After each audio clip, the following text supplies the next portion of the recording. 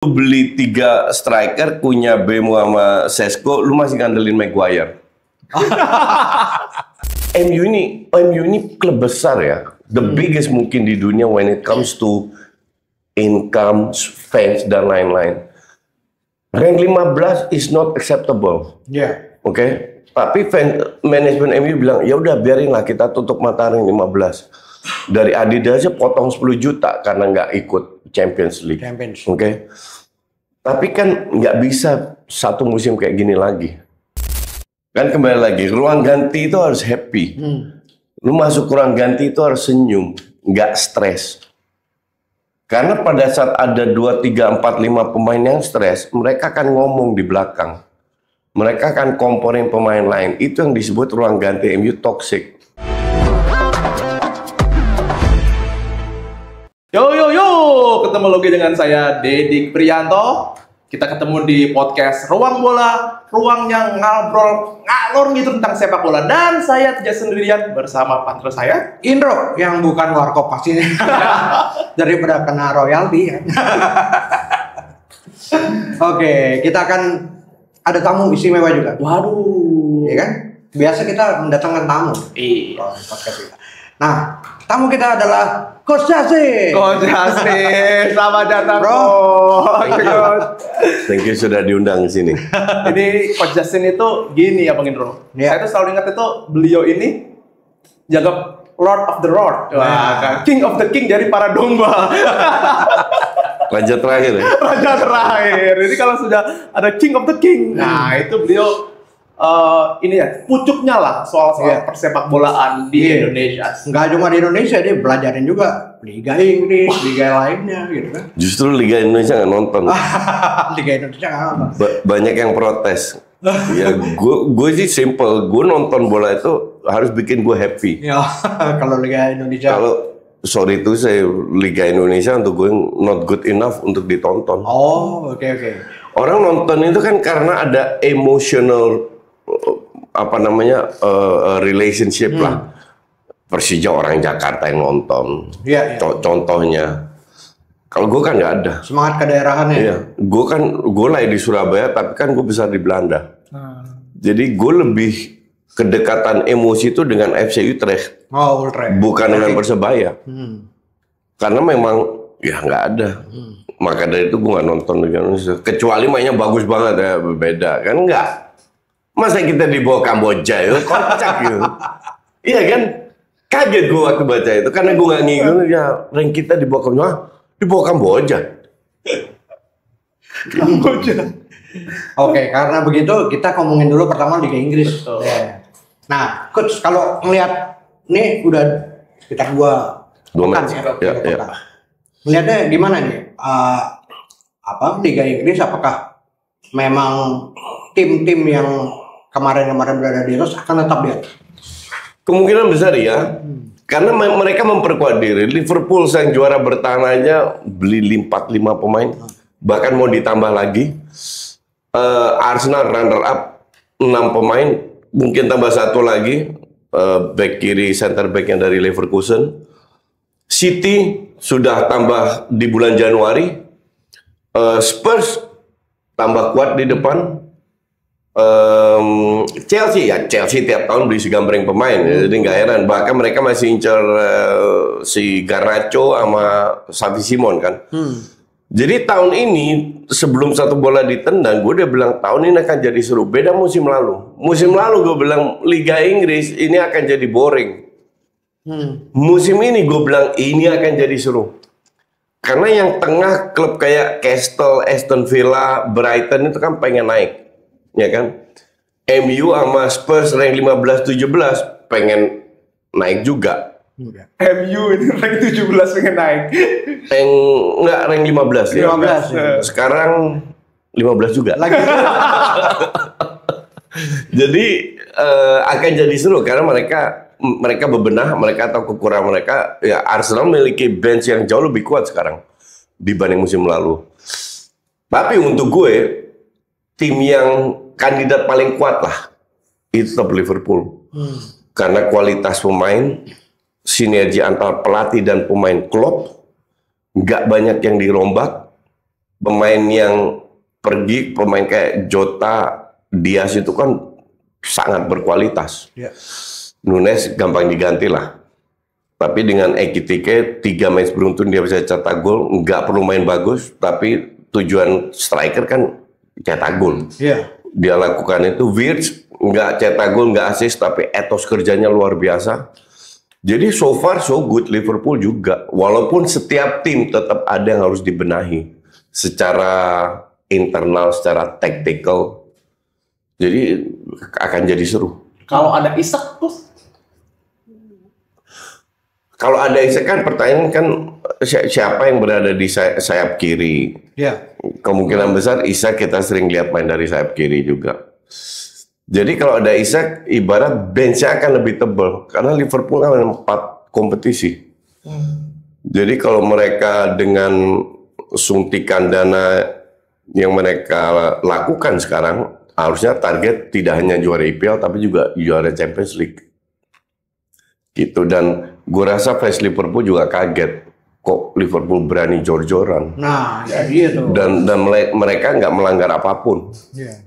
Ya kan biasanya kan melanggar financial fair play lah, PFS lah, apalah aturan-aturan. Liverpool nggak, karena berapa tahun mereka benar-benar save money. Oh itu lebih karena save money dia bisa di musim ini bisa lebih banyak. Ya? Dan mereka juga jual pemain kok. Iya, iya. Sekelas Darwin Nunes dihargai sangat mahal ke Arab Saudi ini kan. Arab itu heran gue bener. Bodoh banget. Gila lu Nunes gajinya 500.000 euro sekarang. Iya, iya, iya. Sementara Diaz kalau nggak salah di Liverpool cuma 120, 130. Sekarang 250, 2 kali lipat. Nah, kalau gue bilang kurang smartnya Liverpool itu di situ. Kalau pemain gaji lu kecil, dia perform kayak Luis Diaz. Daripada dia pindah, mending lu naikin gajinya. Karena kalau lu harus beli, Ekitike lu keluar lagi 70 juta lah. Kalau ini kan lu nggak keluar apa-apa. Tinggal gajinya dinaikin. Itu mungkin selisih 5 juta, 6 juta, 7 juta setahun. Kenapa lu, oke lu dapat 60, tapi lu harus keluar, Luis Diaz 60 juta kalau nggak salah ya. 60-an lu keluar juga untuk Wirtz 100 lebih. Iya. Si itu total Ekitike sama Wirtz itu 210. Belum nanti kalau Isak masuk 130, 150, siapa yang tahu ya kan? 150 juta pound ya. Untuk gue ini tindakan yang nggak smart melepas Luis Diaz. Tapi kalau dari 2 pekan ini yang menonjol klub mana, Coach? Menonjol. Atau pemain yang nggak ada yang menonjol. Nggak ada yang menonjol. Justru yang menonjol itu 2 pemain muda. Rio di Liverpool, Max di Arsenal. 15 tahun sama 16 tahun. Wow, ya. Itu yang untuk gue yang orang melihat, wow, kok ada pemain kayak begini gitu, ya kan? Kan udah jarang banget Inggris punya pemain muda yang benar-benar dahsyat. Belum tentu mereka berhasil juga, tapi at least suatu hal yang patut dipantau lah. Tapi dari klubnya hampir sama sih, hampir rata. City kehilangan poin lawan Spurs. Spurs 2 kali menang. Chelsea match pertama seri lawan Palace. Habis itu West Ham dibantai. West Ham itu feeling gue ya calon dipecat itu Potter. Pelatih pertama dipecat itu kalau nggak Amorim, Potter itu. Sebentar. Amorim ya. You cannot. MU ini klub besar ya, the biggest mungkin di dunia when it comes to income, fans dan lain-lain. Rank 15 is not acceptable. Yeah. Oke. Tapi manajemen MU bilang ya udah biarinlah kita tutup mata rank 15. Dari Adidas aja potong 10 juta karena nggak ikut Champions League. Oke. Tapi kan nggak bisa satu musim kayak gini lagi. Iya dong. Iya, pasti. At least target mereka adalah Champions League. Mereka dapat 3 pemain depan, tapi tengah belakang kan masih sama. Dan gaya bermainnya nggak berubah sama musim lalu. Ini yang gue nggak paham. Harusnya sebagai pelatih, lu nggak boleh terlalu kepala batu, terlalu ideal, karena sepak bola itu adalah sebuah industri di mana prestasi dan faktor komersi itu ada korelasinya. Jadi tambah banyak, tambah bagus prestasi lu, tambah banyak duit lu masuk. Kasarnya begitulah. Iya. Nah, Amorim ini belum bisa ngasih itu selama Ya, selama 2 match lah. Kita bukan paranormal, kita nggak tahu apa yang terjadi. Tapi 2 match yang dia tunjukkan nggak banyak yang berubah. Hanya 3 pemain depan yang berubah. Dan pertanyaan gue kan, sampai kapan lu mau kayak begini?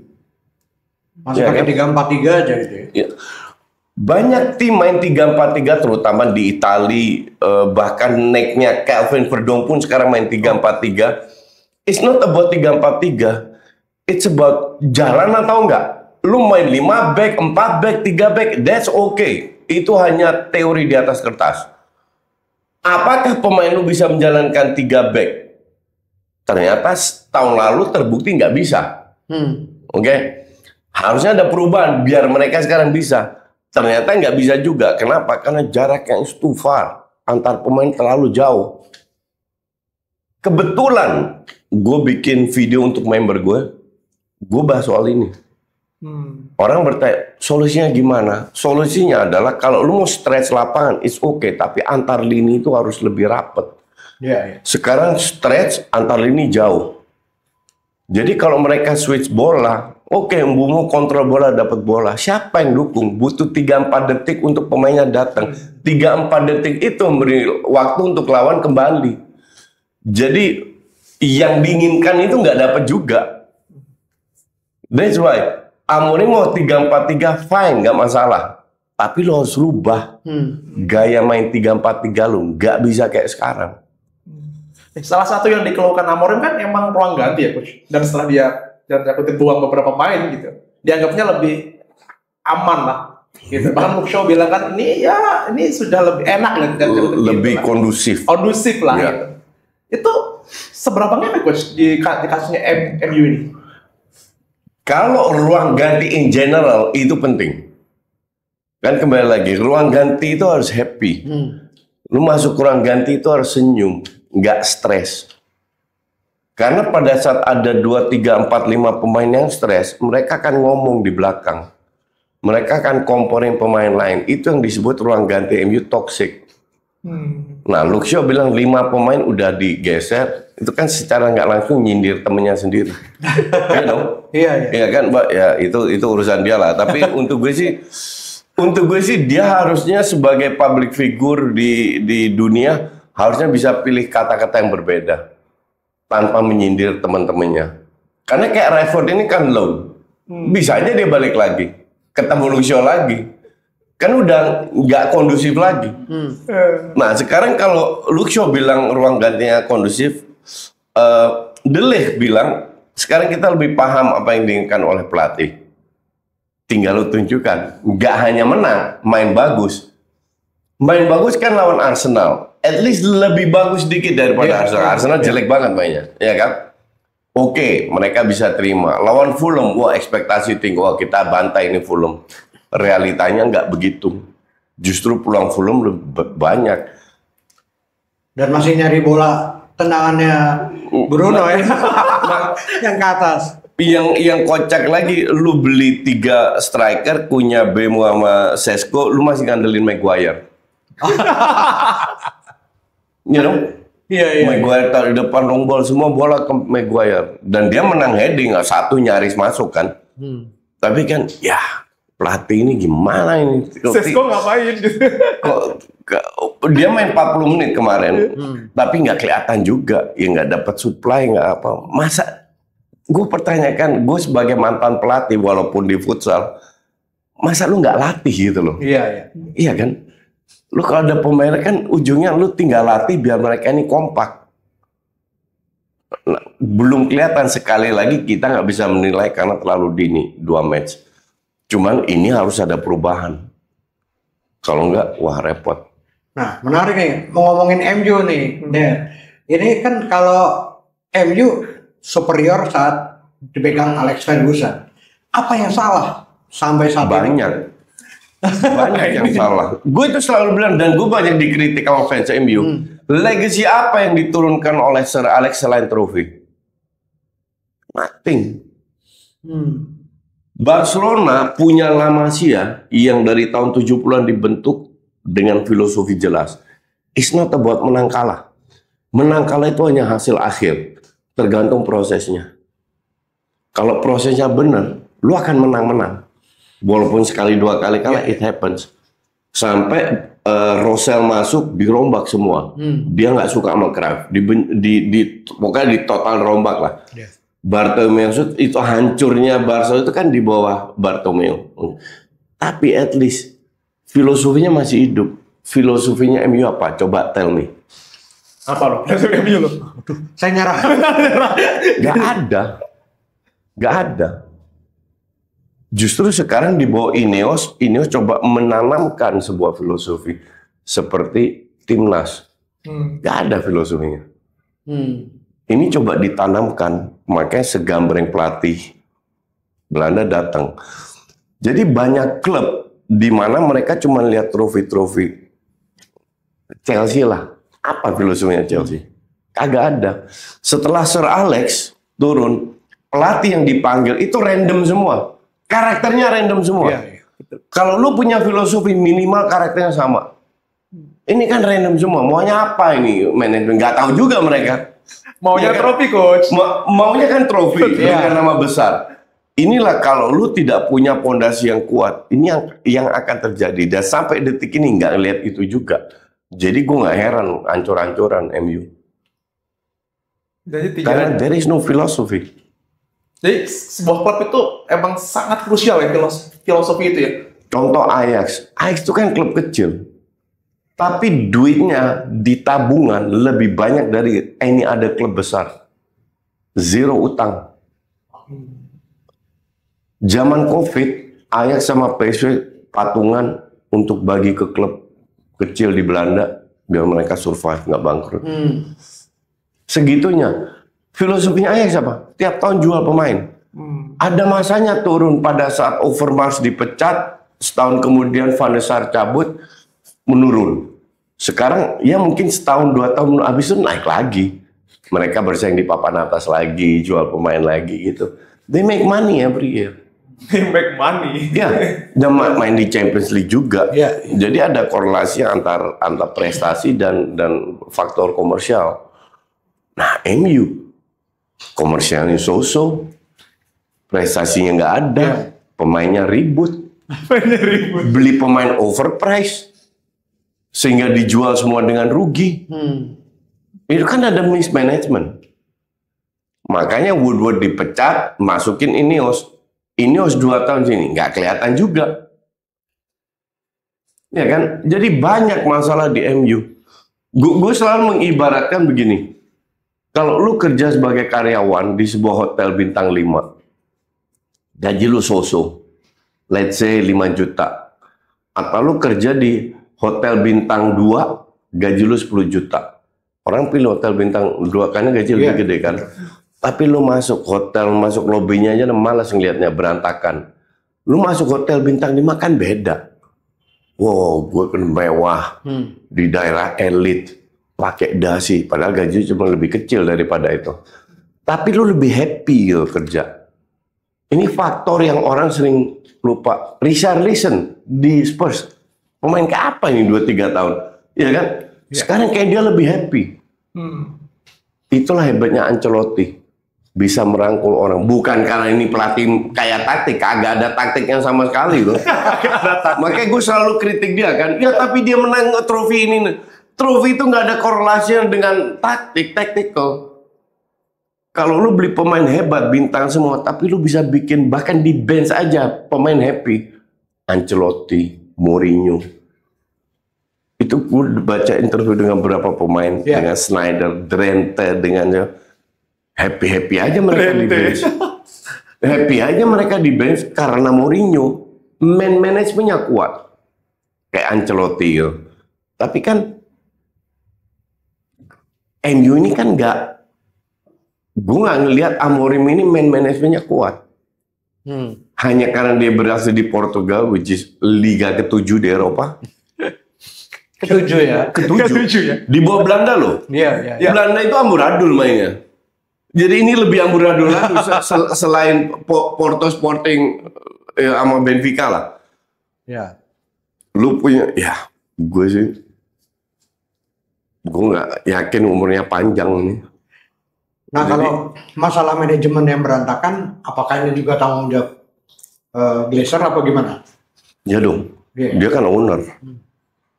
Beda kalau Barcelona, kenapa Bartomeu bisa dinaik? Itu yang salah siapa? Sosio Barca. Sosio yang milih. Kalau Inggris kan sistemnya beda, owner. Dan Glazer kan udah suntuk, makanya dia jual 25%. Padahal Arab incer banyak banget yang very overpriced, tetap nggak dilepas. Karena dia tahu value-nya akan naik terus kalau dikelola dengan benar. Itulah kenapa dia ditunggu Ineos. Kenapa Ineos duit cash-nya ada, sama dia punya pengalaman kelola klub sepak bola lainnya. Nice, which is not bad kan, ya kan? Ternyata nggak segampang itu juga. Jadi PR-nya masih banyak ini. Yes. Kalau seandainya Amorim dipecat, siapa penggantinya kita nggak tahu. Kalau ada penggantinya pun kita nggak tahu bisa ngangkat atau enggak. Tapi untuk gue, MU ini lebih cocok main 4-3-3 atau 4-2-3-1. Secara taktik ya? Secara teknik, kualitas pemainnya lebih cocok di situ. Cuman kalau lu tetap kekeh dengan 3-4-3, that's fine. Hanya lu harus rombak gaya main lu itu nggak bisa lu main di Inggris kayak begini. Di Portugal mungkin bisa, nggak di Inggris. Nggak di Inggris ya. Jadi kalau misalnya MU itu gini aja, paling banter dia masih masuk Big Four, Coach? Nggak akan. Panggil lagi itu halo itu fans Inggris, fans MU satu. Taruhan sama gue. Gimana? Gue yakin MU di atas Arsenal. Bilang. Gue itu kalau taruhan 80-90% gue menang. Karena taruhannya serius. Jadi tiket bisnis kelas ke New York. Tapi kali ini karena teman dekat kan, ya udah ke Singapura aja, 2 bisnis kelas SQ ke Singapura. Dia dengan yakinnya MU di atas Arsenal. Orang gila ini. Gue itu nggak suka taruhan kalau terlalu gampang. Ya, kalau gue pasti menang nggak. Tapi karena dia yang maksa, ya udah. Ownernya Saurselli, lo tau kan Saurselli? Iya. Ownernya, foundernya, fans Milan.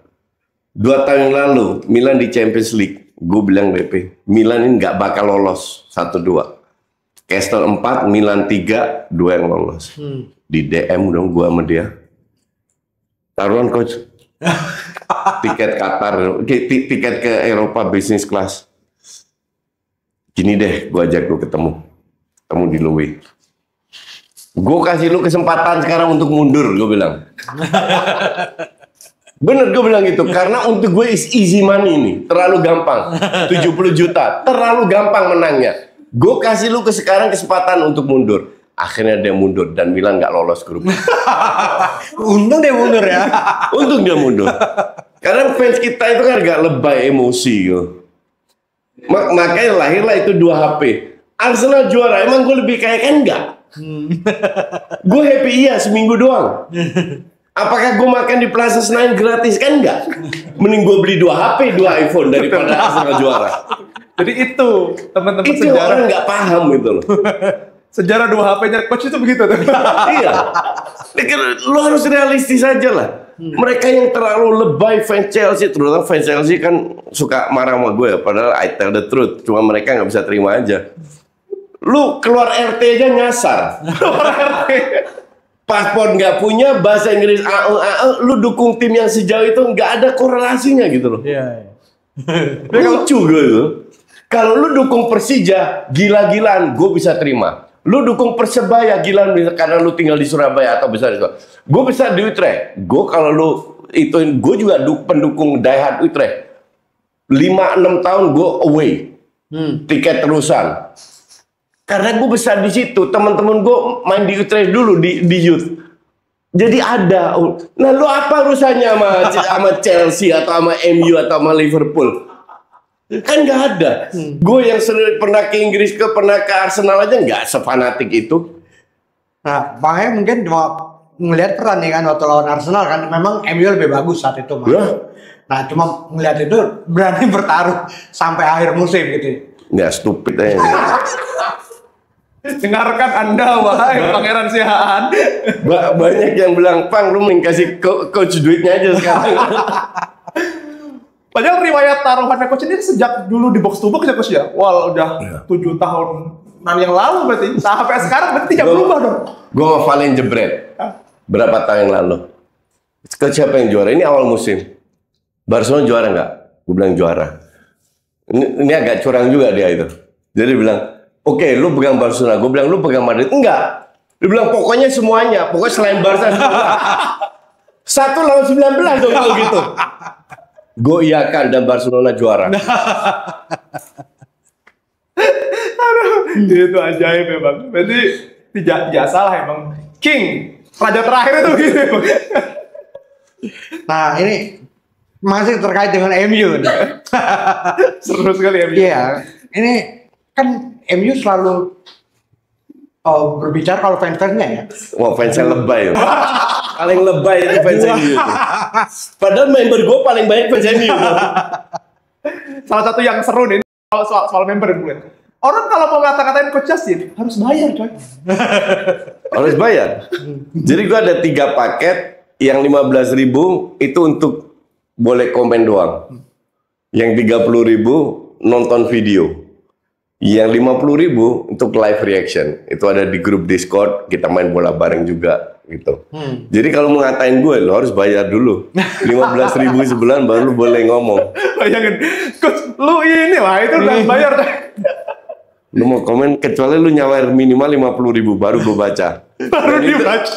Dan itu masih banyak yang nyawer.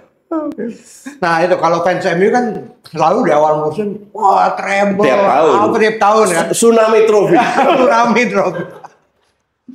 Itu bentuk kesombongan atau apa coach menurut? Bentuk frustrasi. Kasian itu. Fans paling gue kasihan itu ya fans MU.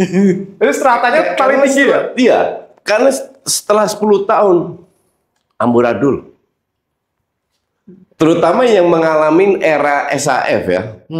Terutama yang mengalami era Beckham dan lain-lain. Itu kan gila kan.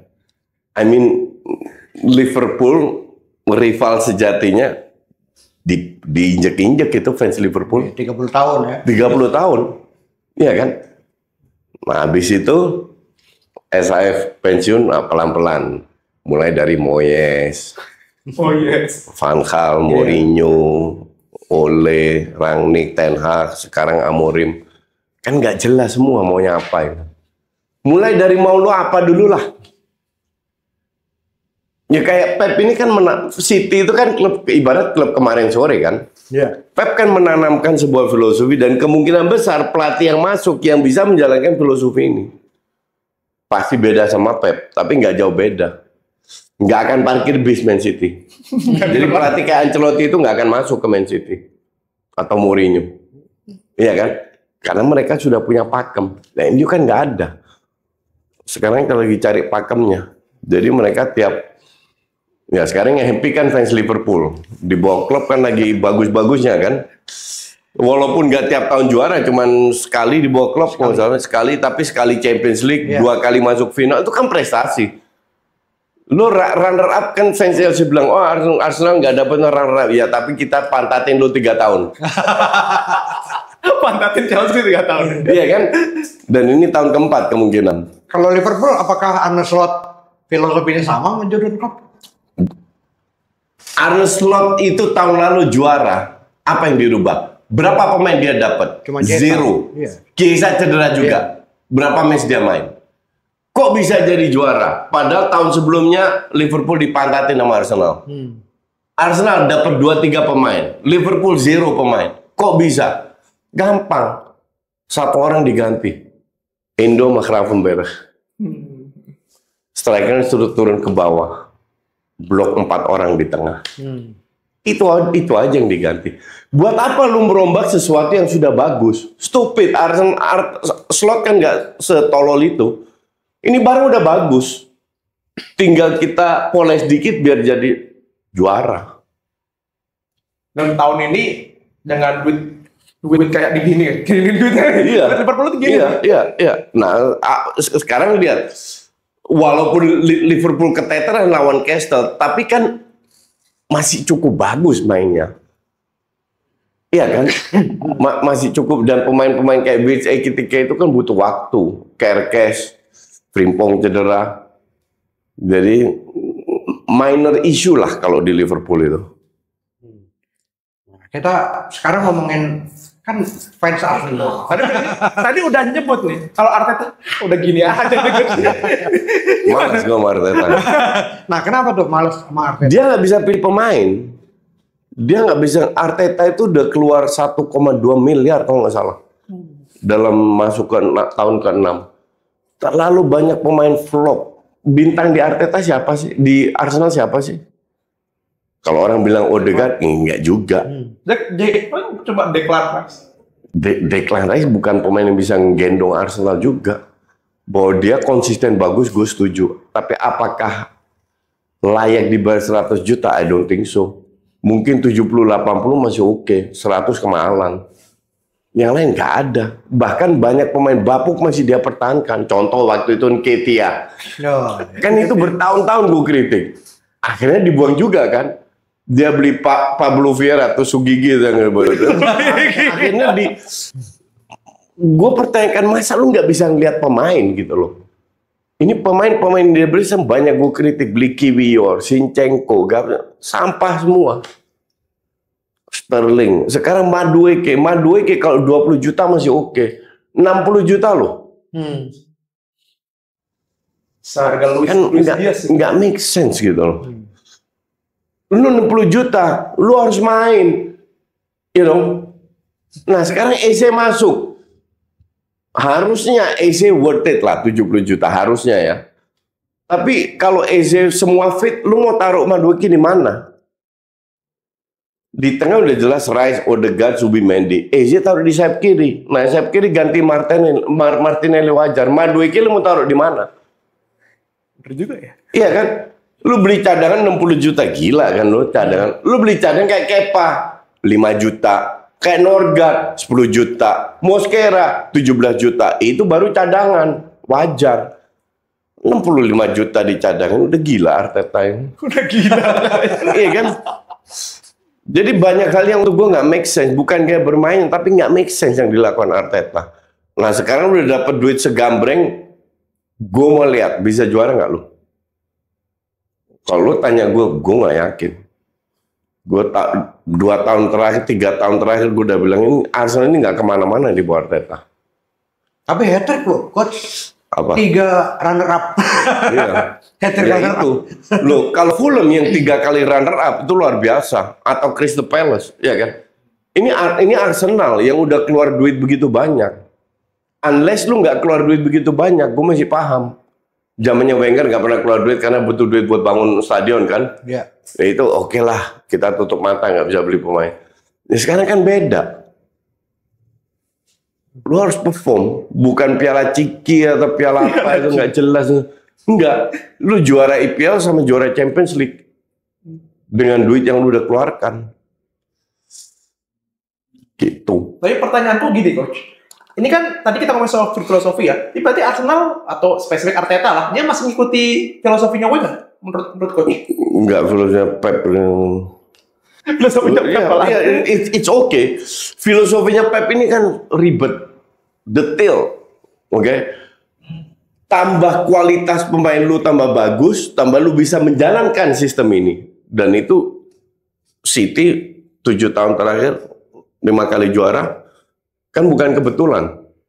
Karena dia bisa membeli pemain dan dia jual pemain juga yang mahal. Pemain Arsenal mana yang dijual mahal? Iya kan? Kan rugi semua. Nah, kualitas pemain ini dia ambil nggak bisa menjalankan filosofi ini semaksimal mungkin. Karena memang kualitasnya levelnya bagus, good. Udah, that's it. Just good gitu ya? Just good. Makanya gue bilang sama semua Arsenal, udahlah enjoy the moment. Itulah lahirnya tagline gue, enjoy the moment aja. enjoy tiap match aja. Oh ya ini keren, Arsenal menang main bagus. Oke, gue happy sampai minggu depan kita lihat lagi. Udah gitu aja. Nggak usah terlalu baik berharap. Lu berharap sama Arteta ya kena PAP lagi. Sama kayak lu berharap sama MU masuk Champions League ya kena PAP lagi. 11-12 itu nih. Nah kalau tim-tim lain kayak tim ayam sayur gimana? Ini kan kemarin di 2 pertandingan. Ayam sayur itu udah tahun lalu udah low-nya the lowest rank dari mereka. 17 loh. 18 degradasi. Jadi pasti naik lagi. Tapi kita juga kenal sama di bawah Ainge kan juga sempat berapa pekan rank 1. Ya sekarang juga lagi bagus mereka kan. Tapi nggak tahu. Cuman pemain yang mereka beli udah mendingan lah. Ngalahin City. Iya, tapi mereka sering ngalahin City. That's not the point. Tahun lalu juga menang lawan City. Oh iya betul. 4 pertandingan. Tapi rank 17. Sama kayak MU kalau ketemu Big Six kan bagus terus. Lebih banyak serinya daripada kalahin cuma sekali lawan Arsenal kalau nggak salah. Sisanya kan lawan Liverpool, City kan menang atau seri. Iya. Tapi rank 15. 15. Iya kan? Jadi di Inggris itu it doesn't matter lu menang siapa, it's just 3 points. Lu menang 1-0, 1000-0 lawan Leeds atau lawan Liverpool, just 3 points. Yang penting konsistensi lu harus jaga. Cuman untuk fansnya lebih seru kayak weekend ini kan Liverpool Arsenal. Nah untuk fansnya aja lebih seru. Tapi apakah match ini bisa jadi parameter? Enggak. Kalau Arsenal seandainya Arsenal ngebantai Liverpool kagak ngaruh. Liverpool is Liverpool. Pondasinya yang dibangun di bawah Klopp ini udah sangat kuat. Tinggal slot menjalankan dan stay at the top kan lebih susah daripada menuju ke top.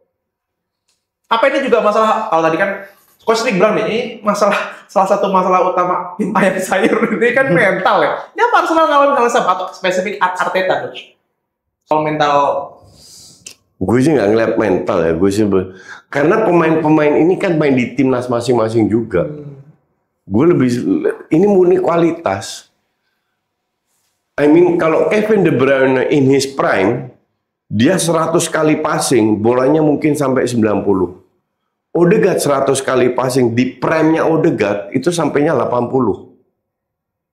Jadi apakah, ya dua-dua bagus, tapi added value-nya sedikit, finishing-nya itu nggak ada. Yang bagus berapa tahun terakhir kan Saka sama Odegaard kan. Ya Saka pun bukan pemain yang selalu bagus yang bisa ngangkat, selalu cetak gol kan enggak. Ya kalau lu suruh pilih siapa ya? Lu bandingin deh head to head Liverpool dengan Arsenal. Jauh lebih bagus Liverpool dari kiper Alisson Raya, Saliba, Van Dijk. Iya kan? Timber Frimpong mungkin 50-50. Kerke sama gua aja nggak tahu siapa back kirinya Arsenal gonta-ganti terus kan sama Calafiori ya, nggak tahu. Kerke tahun lalu is the man of the match kan, player of the year. Salah sama Saka, ya jelas salah lah.